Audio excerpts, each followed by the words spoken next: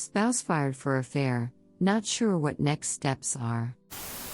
I will preface this by saying D-Day was today.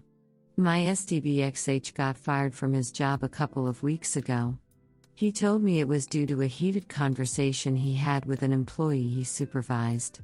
This evening I find out that it was for misconduct related to an affair with an employee he supervised. She reached out to me on Facebook to let me know. I confronted him and he immediately denied it, but when I told him lying would only make it worse, he quietly gathered his keys and went to his mother's. I told her that he was on his way, and when she called me I told her the whole story. She's very upset at the thought of losing her only grandchildren should I move back home, where my support system is. We have a 4 and 1 year old. I live in a state I moved to for him, 8 hours from my family. I have very few friends because for the last 10 years that I've lived here I've dedicated my time, energy, and love into building this life I thought we had together. I'm grateful that the AP confirmed my suspicions, as there have been many times over the last 10 years that I felt something off but brushed it aside as paranoia from being cheated on and lied to in the past by this same person. Does life get better?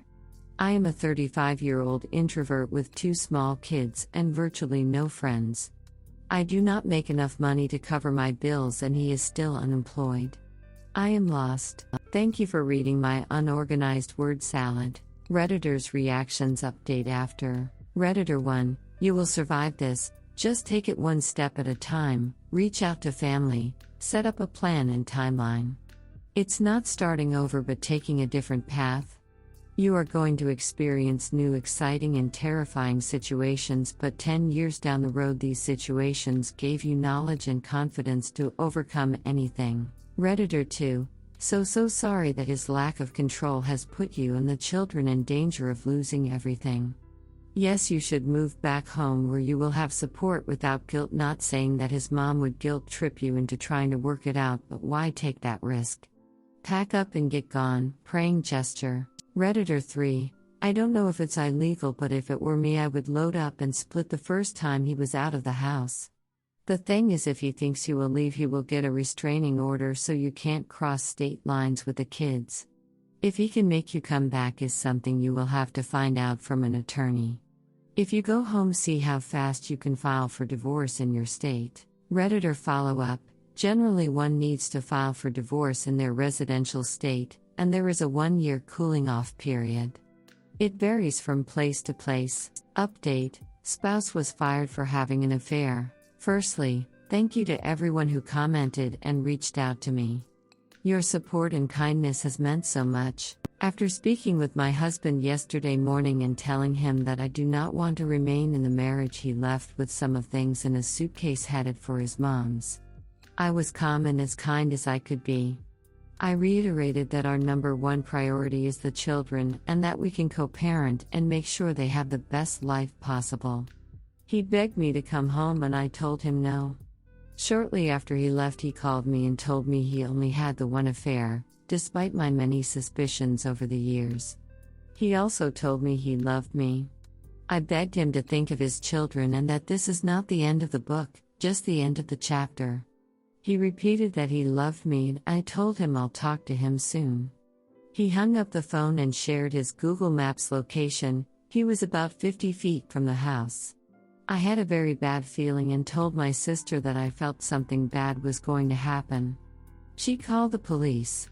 They showed up a few minutes later, followed a few minutes after that by more cop cars, an ambulance and a fire truck. His car was parked up the road. They found him in the woods next to my house. My husband lost his battle with depression yesterday afternoon. His physical body is being kept alive for organ donation but has significant brain trauma caused by a self-inflicted gunshot wound that he will never recover from. He suffered with depression his entire adult life. He has had suicidal thoughts and ideation just as long. This is not his first attempt. He had been in therapy consistently for a long time and has tried therapy and medication in the last. He told me on the phone he just wanted the pain to stop. My family has come to be with me and to take care of my children. The AP messaged me on Facebook this morning. I scanned the message before handing my phone to my sister to handle. I am waiting for the call from the hospital. The pain and guilt is unbearable.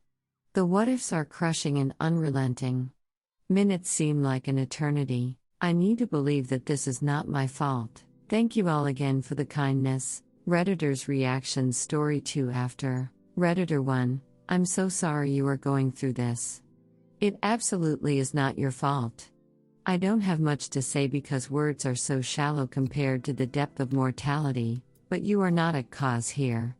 You have a right to your own happiness, comfort, and stability, and you have a right to defend yourself and your family from abuse of these things. Please see a therapist. It is truly helpful to have someone to work through your questions and worries. Redditor 2, no.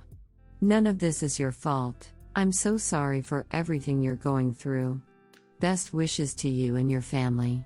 Redditor 3, absolutely not your fault. He struggled with mental health. He also made the decision to have an affair, at least one, which led to you separating.